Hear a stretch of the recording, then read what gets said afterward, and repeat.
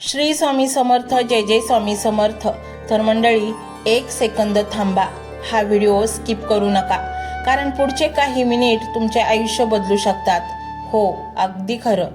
कदाचित तुम्हाला वाटेल असं काय विशेष आहे, पण लक्षात ठेवा, स्वामी समर्थांचा संकेत कधीही साधा नसतो। हजारो लोकांमध्ये हा व्हिडिओ तुमच्यापर्यंत आला, यामागे नक्कीच काहीतरी मोठं कारण आहे। तुमच्या मनात आता काय चाललंय मला माहीत आहे। पैशांची चिंता, कर्जाचं ओझं, घरातल्या समस्या, लोकांचे टोमणे आणि आतून तुटलेलं मन। कधी कधी वाटतं बस झालं, आता काहीच होणार नाही। पण थांबा, आजपासून तीच कथा बदलणार आहे, कारण स्वामी समर्थ तुमचं नशीब आता नव्याने लिहायला सुरुवात करणार आहेत। मंडळी, लक्षपूर्वक ऐका, कारण ही संधी, ही गोष्ट साधी नाही। अनेक भक्तांनी हा अनुभव घेतलाय। ज्या दिवशी त्यांनी हा मंत्र पूर्ण श्रद्धेने ऐकला, त्या दिवसापासून त्यांच्या आयुष्यात बदलाची मालिका सुरू झाली। कुणाचं वर्षानुवर्ष अडकलेलं काम एका दिवसात पूर्ण झालं, कुणाला अचानक पैशांचा मार्ग सापडला, कुणाचं कर्ज फिटलं आणि कुणाला घरातलं दुःख कायमचं निघून गेलं। पण हे सगळं कसं होतं माहीत आहे? हा मंत्र, हो हाच मंत्र, फक्त हा मंत्र आवाज नाही, ही स्वामींची जागृत शक्ती आहे। हा मंत्र जिथे वाचतो तिथे नशीब जागं होतं, तिथे बंद दरवाजे आपोआप उघडतात आणि तिथे संकट टिकूच शकत नाहीत। तुम्हाला कदाचित वाटत असेल, मी खूप प्रयत्न केले तरी काहीच झालं नाही। पण मंडळी, प्रयत्न अपुरे नव्हते, वेळ अपुरी होती आणि आता ती योग्य वेळ आली आहे। आता तुम्ही एक काम करा, फक्त डोळे बंद करा आणि मनापासून हा मंत्र ऐका। हा आवाज फक्त शब्द नाहीत, हा तुमच्या आयुष्याचा टर्निंग पॉइंट आहे। जसं कुलूप उघडण्यासाठी योग्य किल्ली लागते, तसंच तुमचं नशीब उघडण्यासाठी हा मंत्र आहे। पण लक्षात ठेवा, हा मंत्र अर्धवट सोडायचा नाही, कारण अर्धवट विश्वास कधीच पूर्ण फळ देत नाही। जसं औषध अर्धवट घेतलं तर रोग जात नाही, तसंच आहे। मंडळी, जर तुम्ही कर्जात बुडालेले असाल, जर तुमचं नशीब साथ देत नसेल, जर घरात सतत तणाव असेल, तर हा मंत्र तुमच्यासाठी शेवटची आशा नाही, तर नवी सुरुवात आहे। स्वामी समर्थ कोणाकडून काही मागत नाहीत, ना पैसा ना मोठे विधी, ते फक्त तुमचा विश्वास पाहतात। आणि एकदा का तुम्ही त्यांना मनापासून शरण गेलात, तर ते तुमचं आयुष्य अशा उंचीवर नेतात की तुम्हालाच विश्वास बसत नाही। कल्पना करा, एक दिवस तुम्ही उठता आणि सगळं बदललेलं असतं। जिथे अडथळे होते तिथे मार्ग तयार झालेले असतात, जिथे तंगी होती तिथे समृद्धी दिसू लागते, जिथे दुःख होतं तिथं आनंद नांदतो। ही स्वप्न नाही, ही स्वामींची कृपा आहे। मंडळी, हा मंत्र ऐकत असताना तुम्हाला काहीतरी वेगळं जाणवेल। कदाचित अंगावर शहारे येतील, कदाचित मन शांत होईल, किंवा अचानक डोळ्यातून पाणी येईल। हीच ती शक्ती आहे जी तुमच्यात काम करायला लागली आहे। आता एक महत्त्वाची गोष्ट, हा मंत्र रोज ऐका। सकाळी उठल्यावर, रात्री झोपण्याआधी, मोबाईलवर लावा, घरात वाजू द्या। जिथे हा मंत्र असेल तिथे नकारात्मकता टिकणार नाही। काही मागू नका, कारण स्वामी तुमच्या मनातलं आधीच जाणतात।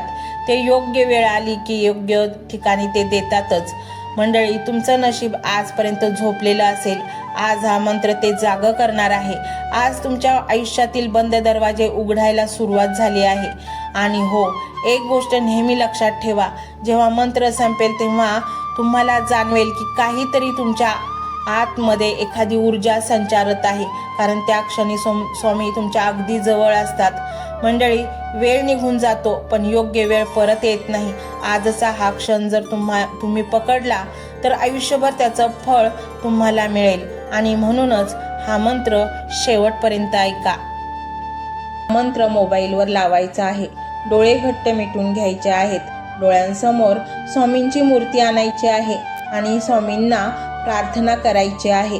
हे स्वामी महाराजा, माझे हे संकट दूर कर, माझी ही इच्छा पूर्ण कर, माझे कुटुंब सुखासमाधानाने राहू देत। मंडळी, स्वामी हे भक्तवत्सल आहेत, ते भक्तांवर खूप प्रेम करतात। त्यांनी आपल्या भक्तांना बाळ मानलेले आहे आणि आई बाळाची इच्छा तर पूर्ण करणारच, त्यामुळे स्वामी तुम्हाला नक्कीच मदत करतील।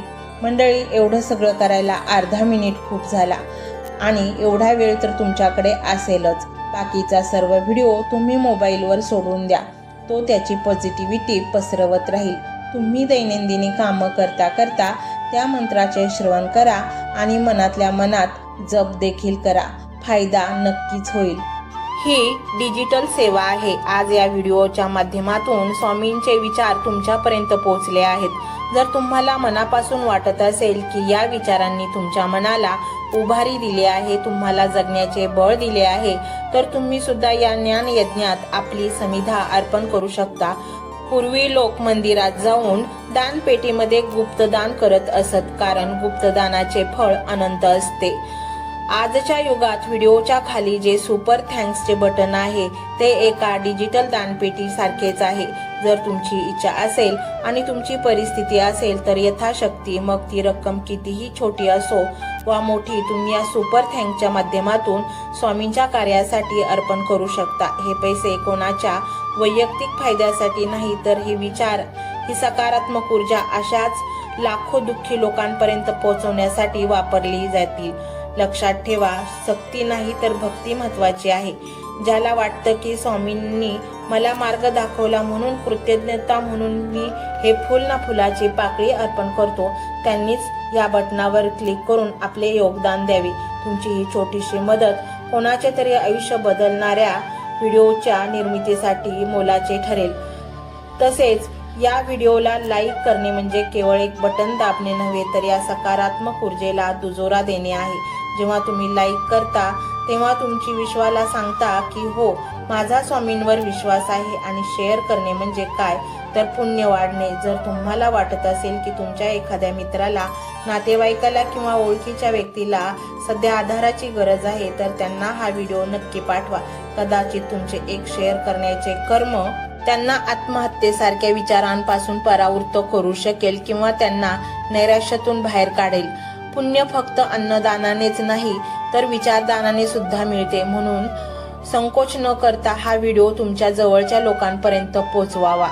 आणि हो, स्वामींच्या या दरबारात रोज हजेरी लावण्यासाठी चॅनलला सबस्क्राईब करा व बेल आयकॉनचे बटन देखील प्रेस करा.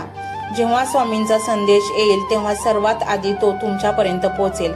ही घंटा म्हणजे मंदिराची घंटा आहे, जी वाजवल्याने मनाला जाग येते. आणि सर्वात महत्त्वाचे म्हणजे तुमचा संवाद. खाली कमेंट बॉक्समध्ये तुमचा अनुभव नक्की मांडा. तुमच्या मनात काय चाललं आहे, तुम्हाला स्वामींची प्रचिती कधी आली आहे, कशी आली आहे ते लिहा.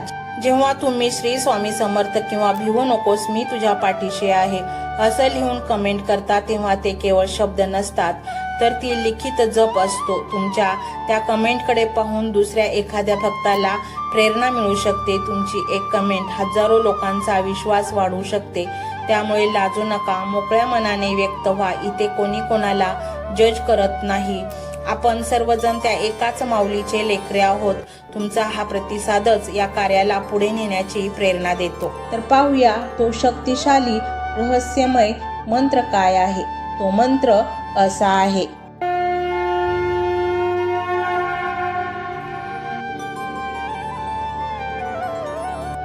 ओम परमसिद्ध योगेश्वराय नमः. ओम परमसिद्ध योगेश्वराय नमः. ओम परमसिद्ध योगेश्वराय नमः. ओम परमसिद्ध योगेश्वराय नमः. ओम परमसिद्ध योगेश्वराय नमः. ओम परमसिद्ध योगेश्वराय नमः. ओम